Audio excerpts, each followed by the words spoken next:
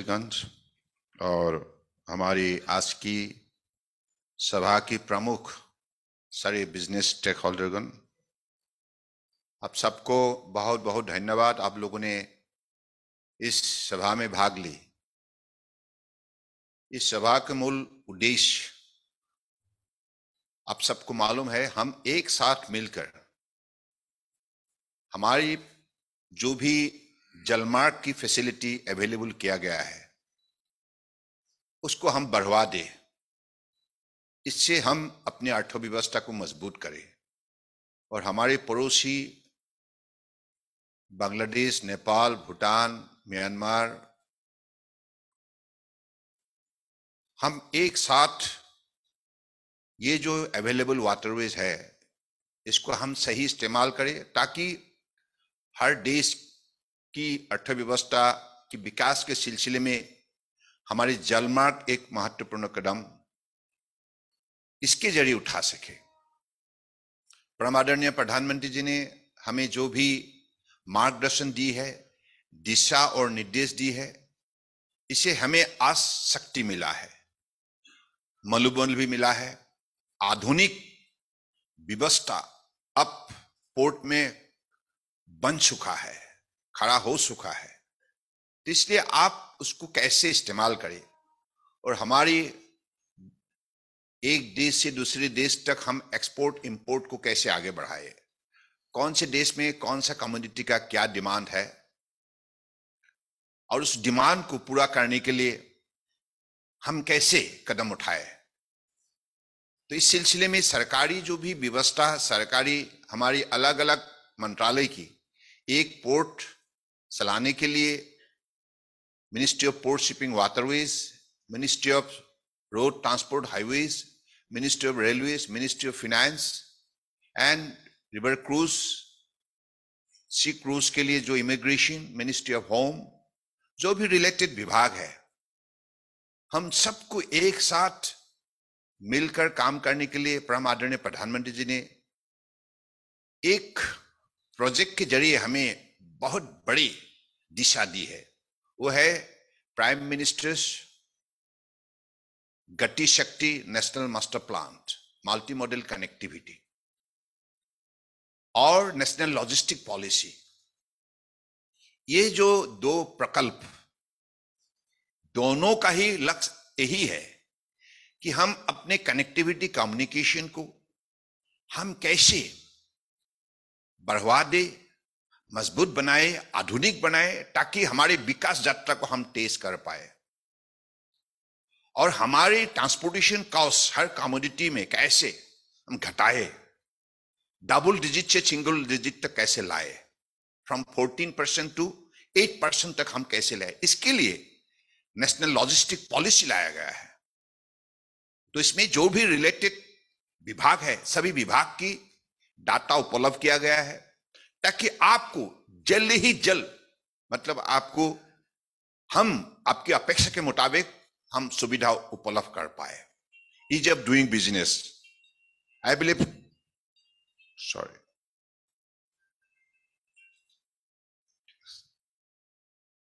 Just a minute कर देता हूं।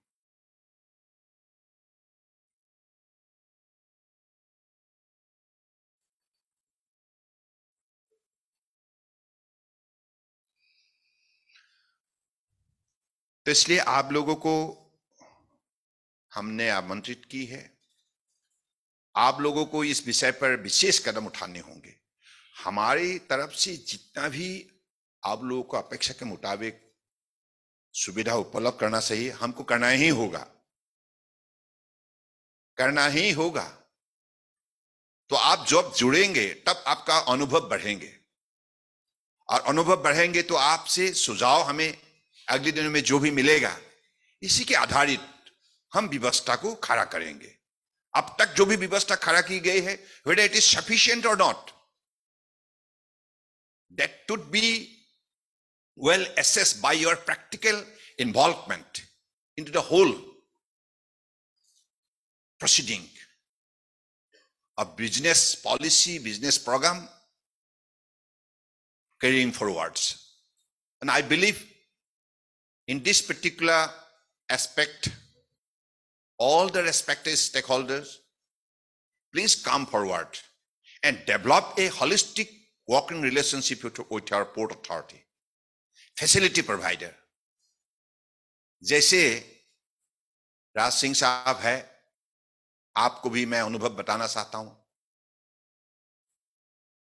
अधिकतर लोग सदियों से जब भी कोई रिवर क्रूज के सिलसिले में, सी क्रूज के सिलसिले में बात होती है तो हमेशा वेस्ट की तरफ देखते थे। उनको ऐसा कभी भी समझ में नहीं आता था, सोच भी नहीं सकता था कि हिंदुस्तान में भी रिवर क्रूज के पोटेंशियलिटी है, हिंदुस्तान भी इस सिलसिले में शक्ति दिखा सकता है। हमारी जलमार्ग में जो संपदा, शक्ति, संभावना बसा हुआ है, इनको उजागर करने के लिए पहले किसी ने सोचा नहीं था, लेकिन हमारे परम आदरणीय प्रधानमंत्री जी ने हमें मार्गदर्शन दी, हमें कही कि आपको भी इसमें विशेष कदम उठाना चाहिए। तो इसलिए आज गंगा विलास, एमबी गंगा विलास, जो दुनिया के लॉन्गेस्ट रिवर क्रूज, ये संभव हुई। और उसी कालखंड में कई लोगों ने आलोचना भी की, टिप्पणी भी दी कि कहां गहराई है ही नहीं नदी में, गंगा हो, ब्रह्मपुत्र हो और अलग अलग रिवर सिस्टम में कहां है नदी का, जहां गहराई नहीं है तो वहां जहाज चलेगा कैसे। लीन पीरियड में आज आपकी यहां राज सिंह साहब बैठे हुए हैं, उन्होंने भी काफी आग्रह किया और उन्होंने अध्ययन किया। हमारे inland waters authority of India दोनों ने भी सर्वे रिपोर्ट प्रस्तुत की और सब लोगों ने एक साथ मिलकर पीएम साहब की विजन को साकार करने में प्रतिबद्ध हुई। और हमारे काशी विश्वनाथ, हमारे बनारस से डिब्रूगढ़ तक बांग्लादेश प्रोटोकॉल रोड होकर 50 दिन के अंदर ये यात्रा हमने पूरी की। 50 दिन की इस यात्रा कालखंड में स्विस की जितने भी सिटीजन रहे, टूरिस्ट है, कुल मिला के 32 टूरिस्ट है ना, 32, उन लोगों को अलग अलग हिंदुस्तान को दिखाया गया है। गंगा की दोनों पार में बसे हुए हमारी शक्ति को, सभ्यता, संस्कृति, परंपरा, इन चीजों को दिखाया गया है।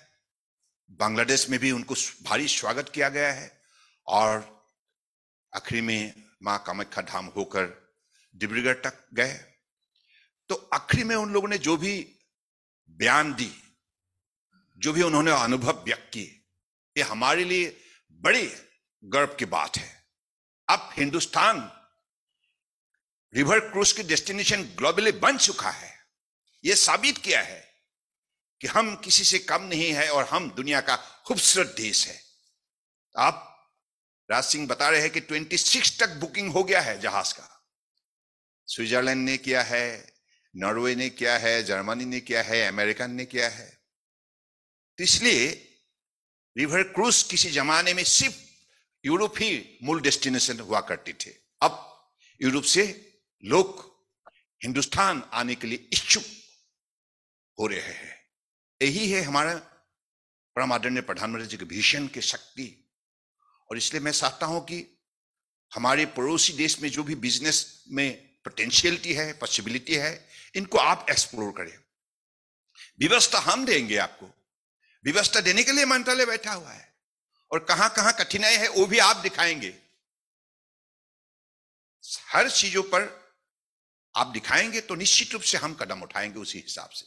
इसलिए आप लोगों को बड़े खुले दिल से आपको बुलाया है आज। आप जोर जाइए without any hesitation. Let us build up a team of performance and I believe we have Raman ji है यहाँ, very efficient, capable officers here with his team. He's always there 24/7 to extend his service to all the stakeholders here.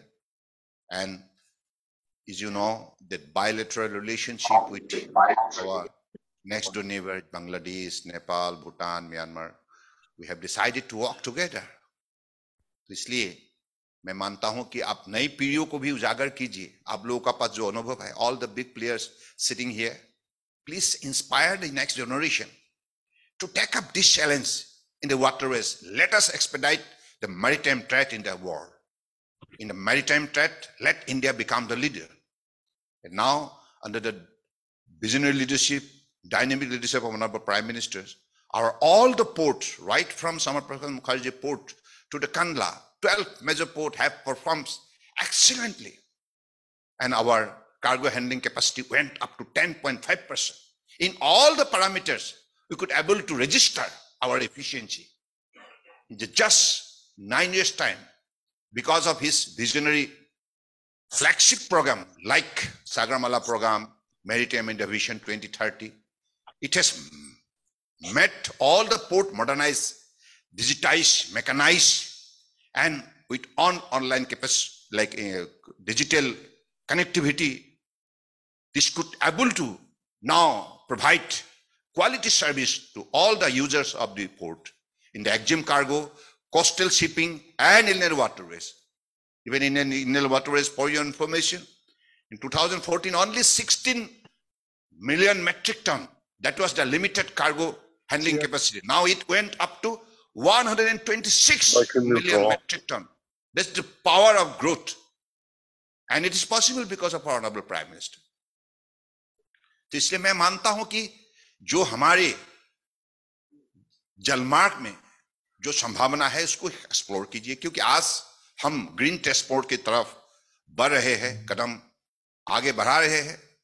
अगर green transport को हम कल हमारी लक्ष्य है कि by 2070 there should be zero net, यानी कि जीरो कार्बन इमिशन, तो इतना तक लक्ष्य हासिल करने के लिए हमें तो निश्चित रूप से अपना भूमिका निश्चित रूप से अपने निभाना ही होगा। तो इस दिशा पर हम कैसे बढ़वा दे जलमार्ग हमारी कॉस्ट इफेक्टिव और साथ साथ पॉल्यूशन फ्री, इको फ्रेंडली, इन चीजों को मान्यता देते हुए नई पीढ़ियों को जगाना होगा, क्योंकि पर्यावरण को सही रखना होगा। क्योंकि जो भी क्लाइमेट चेंज जिस हिसाब से हो रहा है, ग्लोबल वार्मिंग जिस हिसाब से हो रहा है, उनका साथ मुकाबला करने के लिए हमें क्लाइमेट एक्शन लेना होगा। तो क्लाइमेट एक्शन के लिए ये जलमार्ग एक सही दिशा है। तो आज G20 की अध्यक्षता हिंदुस्तान कर रहा है इस साल। आप लोगों ने देखा है, पहली बार के लिए परम आदरणीय प्रधानमंत्री जी के नेतृत्व में इतनी बड़ी मात्रा में G20 का बैठक आयोजन की गई है। देश के अंदर 2 अलग अलग स्थानों पर G20 बैठक की गई है। G20 बैठक का मूल थीम क्या है? 1 Earth, 1 Family, 1 Future. So that is the where the whole world society is proceeding, and we should also a part of it. We should also put our thought into it and also extend our service to the global society to make the whole world comfortable for the comfortable existence of our creator on the planet Earth. So with these few words, मैं फिर से आप सबको धन्यवाद देता हूं। आप लोगों ने भाग लिया और श्यामा प्रसाद मुखर्जी पोर्ट अथॉरिटी ने इस साल जो कमाल करके दिखाया, इसके लिए बहुत बहुत धन्यवाद। अब तो कंपटीशन आ ही गया है। हमारे पोर्ट की अंदर भी कंपटीशन, हेल्दी कंपटीशन। हमारे 12 मेजर पोर्ट है, कौन पहला स्थान लेगा, ये सबके मन में लगने लगे है। क्योंकि इस बार हम लोगों ने जिन जिन पोर्ट ने अच्छा काम किया है, एग्जाम्पलरी परफॉर्मेंस दी है, उनको हमने अवार्ड भी दी है। तो अब सबका मन में ऐसा ही बड़े ये आ गया, सोच जगने लगे कि हमको अगले साल पहला स्थान लेना चाहिए। तो इसलिए मुझे लगता है कि कैपेसिटी और भी बढ़ेगा, इफिशिएंसी और भी बढ़ेगा, क्वालिटी सर्विस और भी बढ़ेगा, फैसिलिटी और भी एनहांस किया जाएगा। क्योंकि माननीय प्रधानमंत्री जी ने पोर्ट का साथ port modernisation, port mechanisation, port led industrialisation, port led connectivity enhancement, coastal community development, holistic coastal district development and coastal shipping and inland waterways, ये जो अलग अलग पैरामीटर में उन्होंने जो भी हमें निर्देश दी है ताकि हमारी पोर्ट यूजर को सही सुविधा उपलब्ध हो। तो इसलिए मैं चाहता हूं ease of doing business in the real sense it is to be materialized, and this is being materialized, and I believe in the near future with your kind support and cooperation will make many more changes in the near future to come. Thank you. Jai Hind.